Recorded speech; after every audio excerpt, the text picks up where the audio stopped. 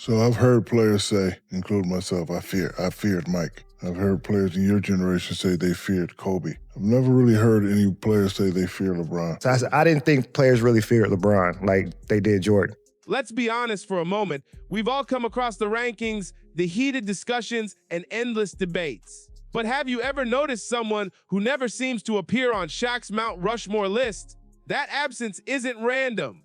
For years, the big man has been subtly hinting at it, tossing out little jabs here and there, until eventually he had enough. He finally revealed why the so-called king doesn't have a seat at the adults' table. And the truth is, once you hear his reasoning, it's hard to ignore it ever again.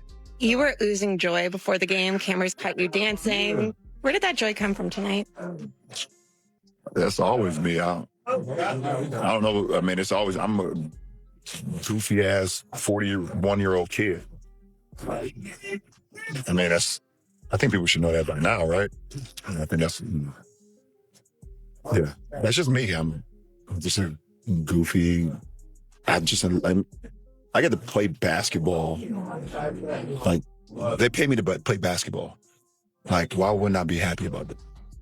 I get to be with my son and my teammates and people, all these unbelievable fans. They've watched me throughout my career and they give me all the support and love. And it's like I enjoyed my, I said work. I enjoy what I do. So have fun. You see me on the court, see me in the back. I just love what I do. So it's pretty cool. Before getting into the controversy, there's a bigger question to consider. Did LeBron actually earn the title of king, or was it something the media granted him because of his long career? Veterans from earlier generations still describe the intimidation of facing Michael Jordan and the icy intensity of Kobe Bryant. Yet you rarely hear anyone talk about being afraid to play against LeBron. That idea sits at the center of Shaq's argument. The NBA in the past felt like a battlefield, whereas the modern league appears more relaxed, led by a superstar who celebrates even before the game begins and strengthens his GOAT argument through records that critics believe Jordan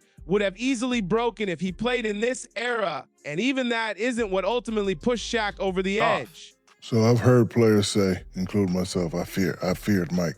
I've heard players in your generation say they feared Kobe. I've never really heard any players say they fear LeBron. So I didn't think players really feared LeBron like they did Jordan. I never heard anybody say it.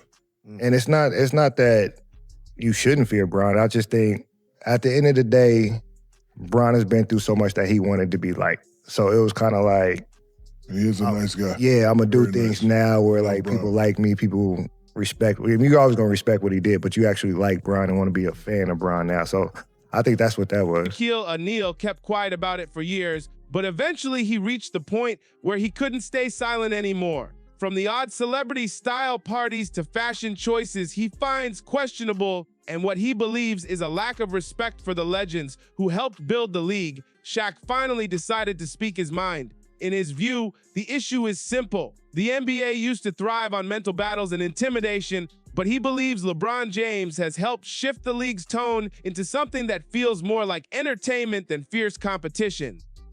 Consider this. The Lakers were battling to keep their playoff hopes alive, yet their team leader appeared on national television describing himself as a goofy kid. And this is the same player many in the sports media place alongside Michael Jordan and Kobe Bryant. For Shaq, the loss of respect wasn't about LeBron's championship count.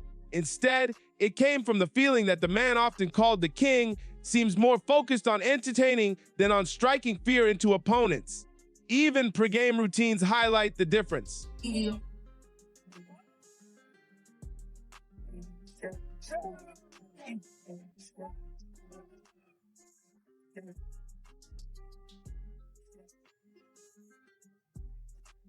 the 90s, if you were about to face the Bulls, you wouldn't see Michael Jordan joking around with teammates.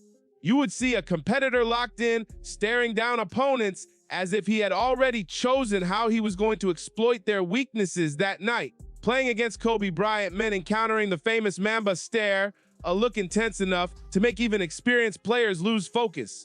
With LeBron, however, critics point to viral dance moments, playful warm-ups, or shirtless flexing sessions that end up trending online. To Shaq, those scenes resemble a casual rehearsal more than a team preparing for battle. from Shaq's perspective, greatness isn't defined by popularity or viral moments. It's measured by dominance. In his mind, someone can't truly claim the title of king if the rest of the league sees him more as a friend than as a threat. The concern goes beyond personality as well. Shaq believes the issue ties directly to intimidation or the lack of it. Kevin Garnett even suggested years ago that the Boston Celtics didn't fear LeBron during their intense matchups. According to that view, they didn't buy into the aura surrounding him and didn't believe he could single-handedly overpower their entire team.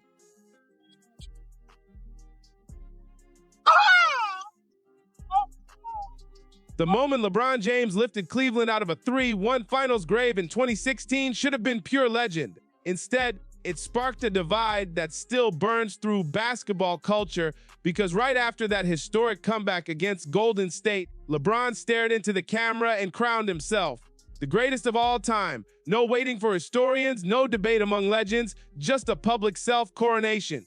And for the old school giants of the game, that moment was the breaking point. In their era, greatness wasn't declared. It was forced on people. Stories about Michael Jordan still circulate like campfire myths. Rookies trembling to check into games because he was on the floor breathing competitive fire. Shaquille O'Neal's philosophy was even simpler: show up, demolish the rim, crush the opponent's will, and leave. No theatrics, no emotional monologues, just dominance. That's the contrast critics see with LeBron. It's not just about stats, it's about aura.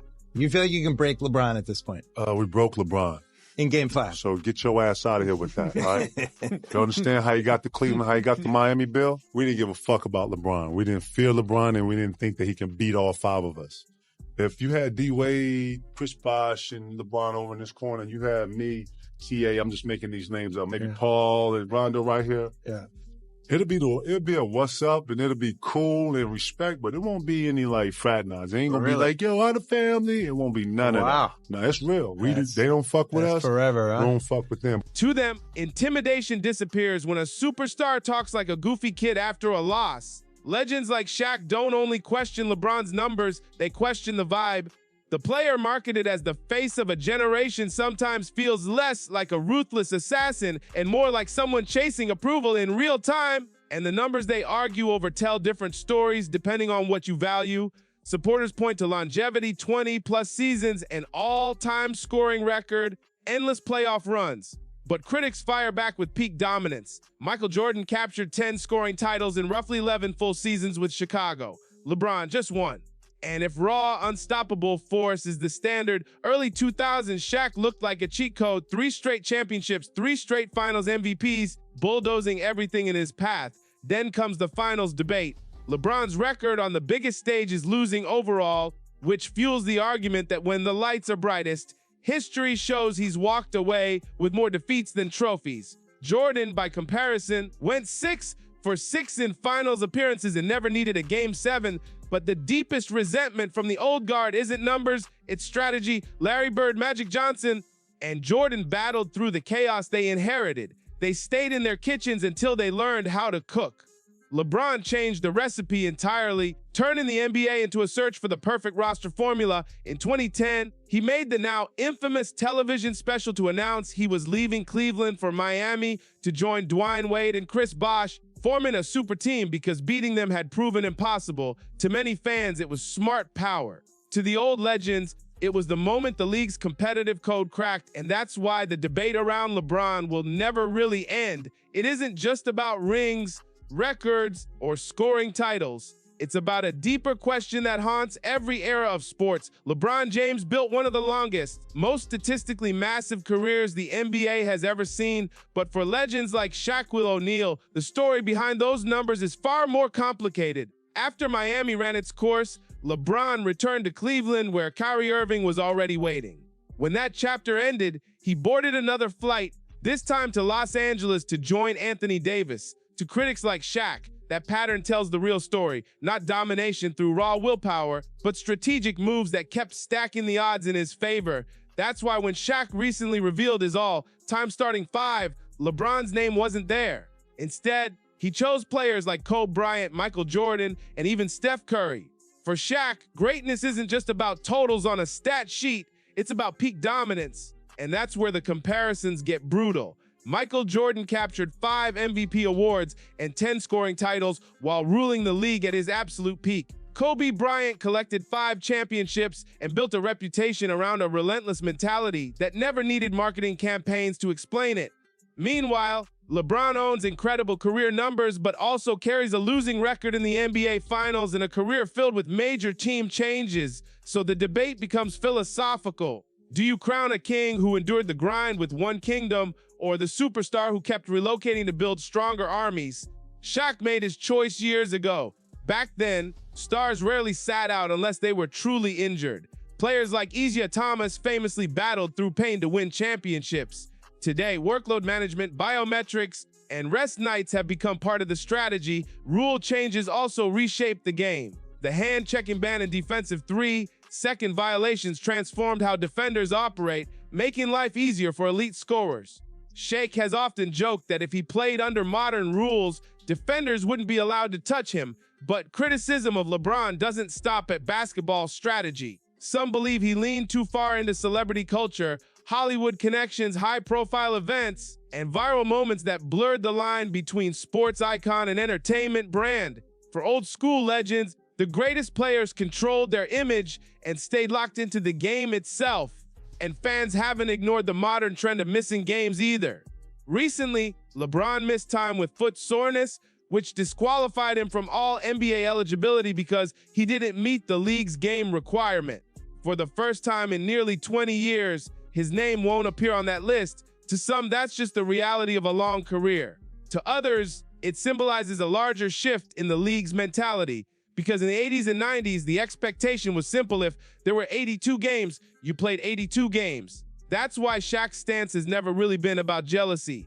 In his eyes, it's about respect for the brutal grind that built the NBA long before modern comforts and superstar leverage existed. And that's the heart of the argument dividing basketball fans everywhere. One side sees LeBron as the ultimate modern superstar, versatile, intelligent, and dominant across 2 decades. The other sees a player who mastered the system rather than conquering it.